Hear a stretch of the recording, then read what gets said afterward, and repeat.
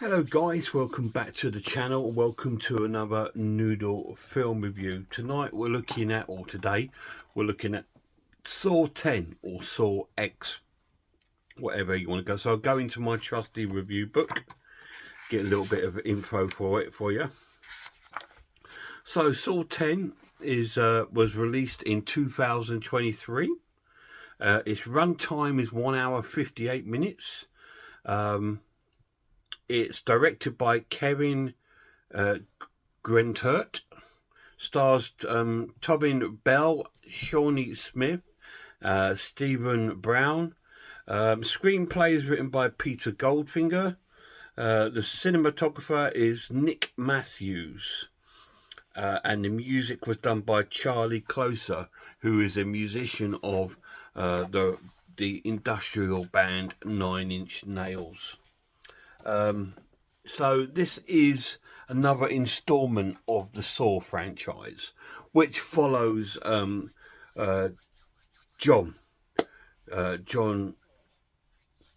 and his partner in crime, Amanda, played by Shawnee Smith. So this is kind of like a, what did I write in here? It's sort of John Kramer's revenge movie. So this, I went into this with a different aspect. I mean, a lot of people saying this is a prequel to like films 1 and 2. Now, I didn't go in looking at it like that. I look at this as John is still alive, still fighting his brain tumour cancer that he's got, and he's exploring other avenues to try and cure it. Because in this film, he comes across this help group, like a sort of Alcoholic Anonymous sort of thing that he joins, and he meets other people with other sort of problems there, and he meets this one guy there who he bumps into later on, and who seems to be getting well, and he says, yeah, I'm on the road to recovery. He says, because I found this doctor that's not in England or not in America, nothing like that. His practice is not allowed anywhere because of medicines and the way he's practicing, but he's cured him of this cancer, of a mixture of a chemical sort of substance, sort of like medicine with surgery. And so John is very interested in this. So he gets the information of this website, of this doctor. But this doctor is no longer practicing because of other things. He's had to go to different country to get out of the way because of these pharmaceutical companies are after him, because of apparently he's, if he's found this cure to these illnesses, all these pharmaceutical companies are not going to make money off their medicines. So it's that sort of storyline. But his company is now being run by his daughter. And so John contacts his daughter and says he's interested in this, and she's happy for him to join. It doesn't say how much it costs, but there is a money cost into the film. And so he goes off to Mexico for this treatment, and it's a very strange, bizarre way of how he gets there. First of all, he gets picked up by a taxi. The taxi gets taken over by these bandits. He gets shoved into a van. He's taken off to where this place is, and apparently this is the way they do it, because if the government find out where this place is, the pharmaceutical companies will try and close it down. So then he meets his sort of female woman who's running this sort of surgery. And then they sort of go through all the sort of things with him. And he sees other patients that are being cured, and he's really believing all this stuff. So then he goes to the day where he's supposed to have this medicine and have this surgery.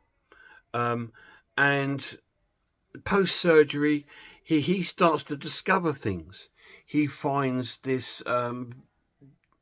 something's happened, because he's left the place because he says he's going to be cured, but he goes back and taking a gift to them to thank them for helping him, and he goes there, it's all deserted, and all the remnants of what was there was still there, and he finds like a DVD, and the DVD shows clips of like surgery and stuff, because he saw when he was having a surgery, he could see the screen and he was watching this, and he can see that this was just a DVD.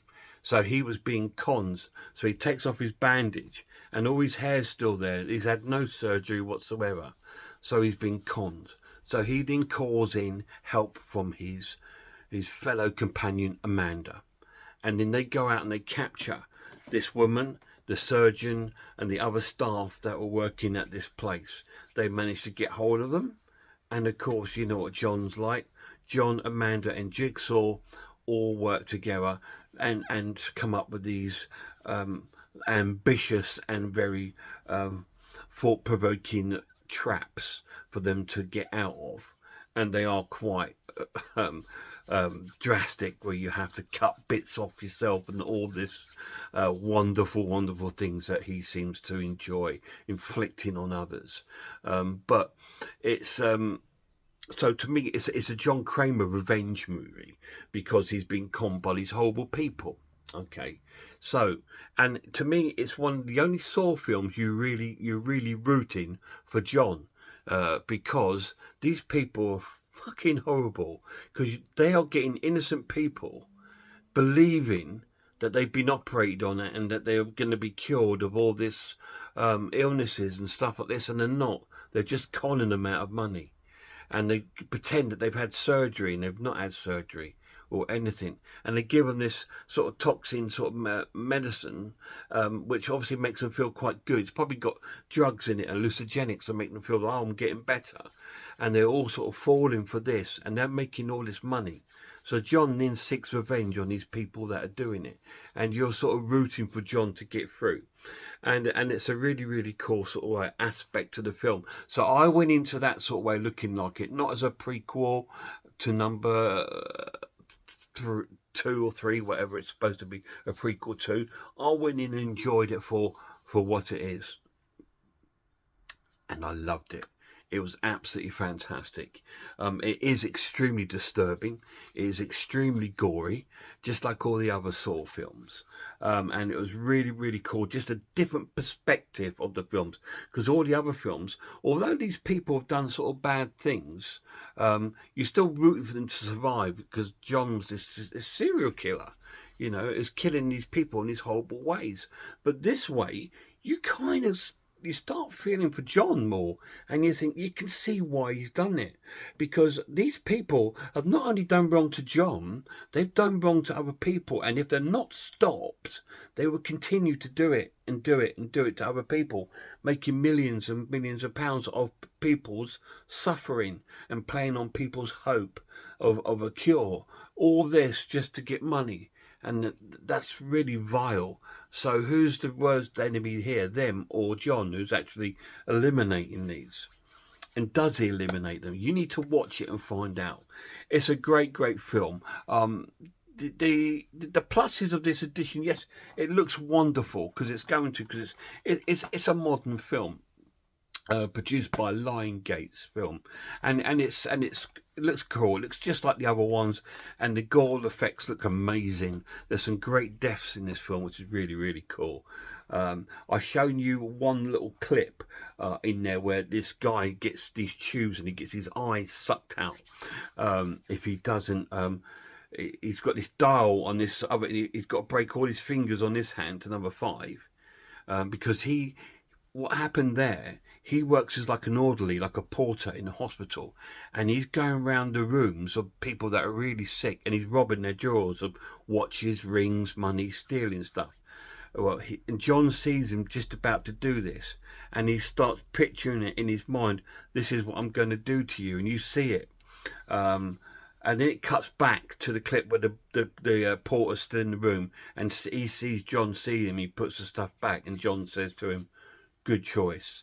So you know what I mean. So that guy didn't actually get killed. So that was quite cool. It's the only sort of bit of sort of torture thing that I've shown in this video. All the others, I want you to watch it and find out.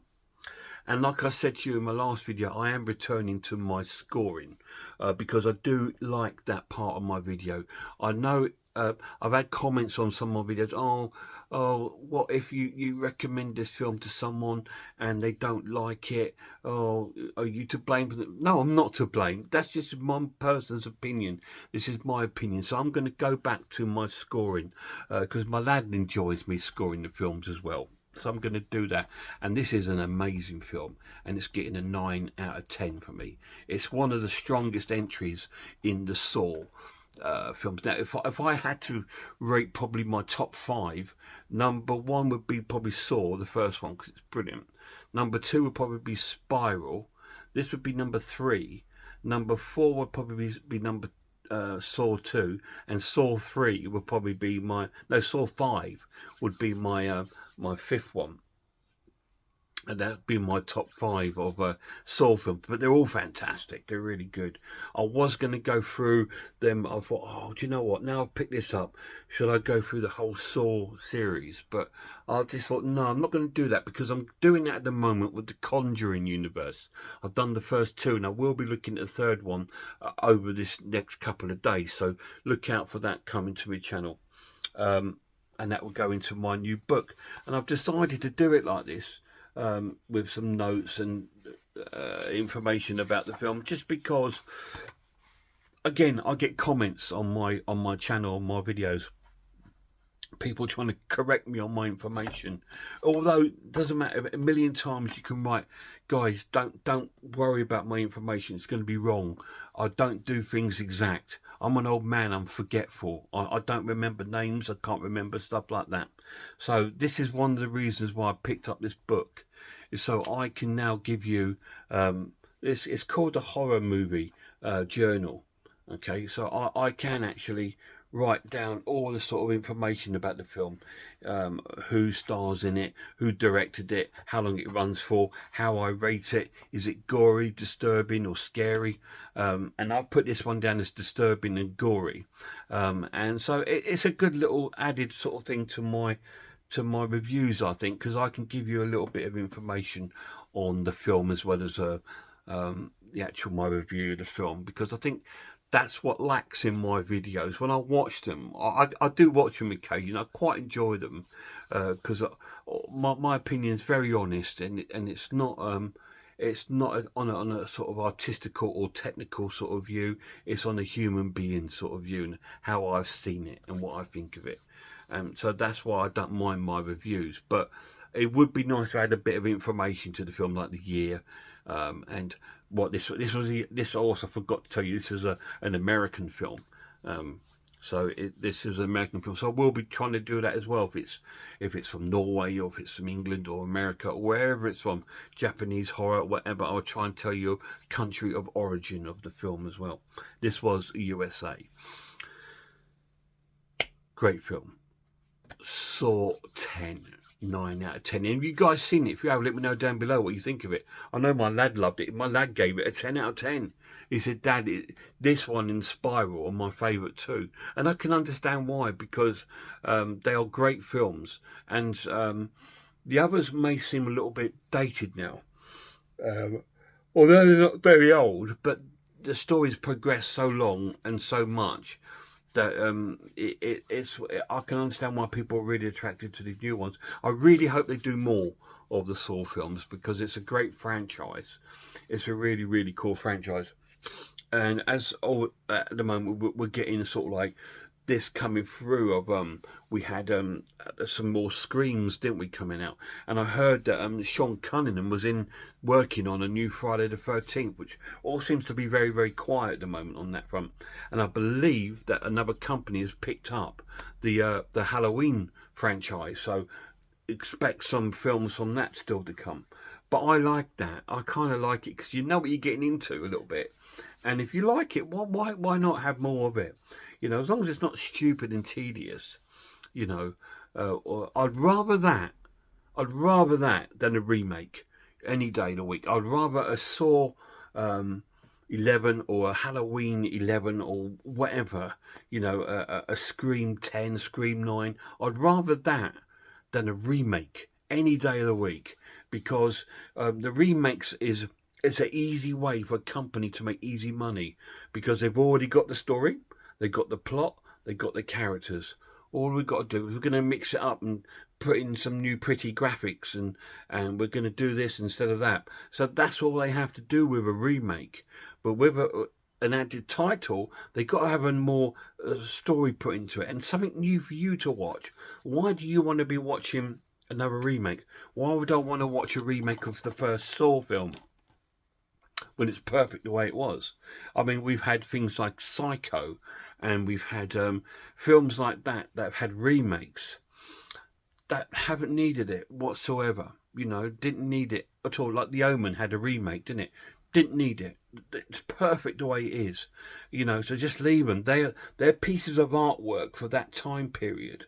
And if you try remaking that, you're not going to get that. You're not going to get that, because that moment of that magic is gone, and it's there in history on Blu-ray DVD for you to watch and to enjoy.